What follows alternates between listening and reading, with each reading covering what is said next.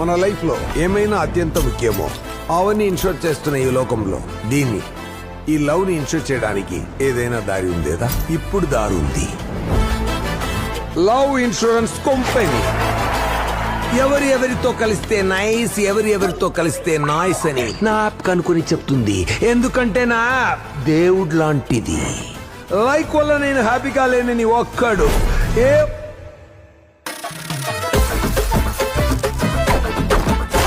Hello, this is vibe బాక్సే.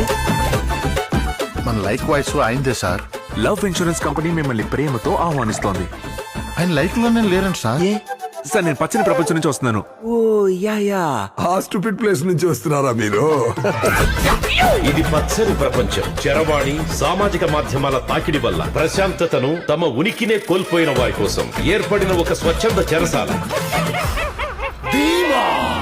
ధీమా మొహం ఒక్కోసారి ఒక్కోలా పెట్టుకుంటుంది. ఎవరు మొహం చూసి మాట్లాడదు అని ఆ నోమోఫోబిక్ పిల్లని అతను మనందరినీ మన అమ్మ నాన్నగా పెంచారు, కానీ తనని ఆ ఫోనే పెంచిందని.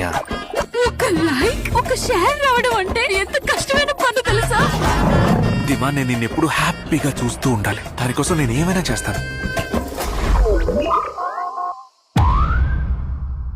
బ్రేకప్. ఏం తెలుసు ధీమా? లైక్ ఏం తెలుసు? లైక్ కాదు తెలుసు బాస్. వాడు ఎంత గించుకున్న వైబ్ వాసు ధీమా కలవకూడదు. What bro, very wrong bro. నాకు తెలుసురా, నీకు నేనే కరెక్ట్ అని.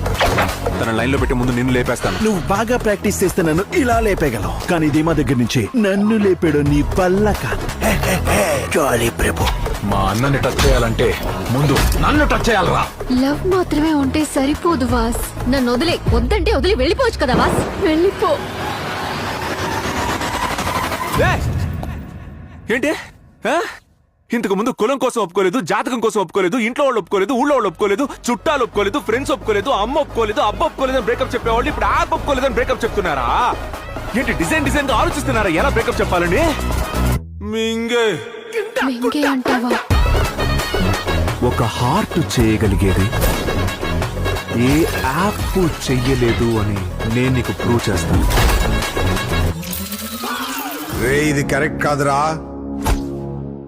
ఈ ఒక్క స్క్వేర్ ఫీట్ కరెక్ట్ గా ఉంటే చుట్టూ ఉన్న మొత్తం ఏరియా కరెక్ట్ గానే ఉంటది.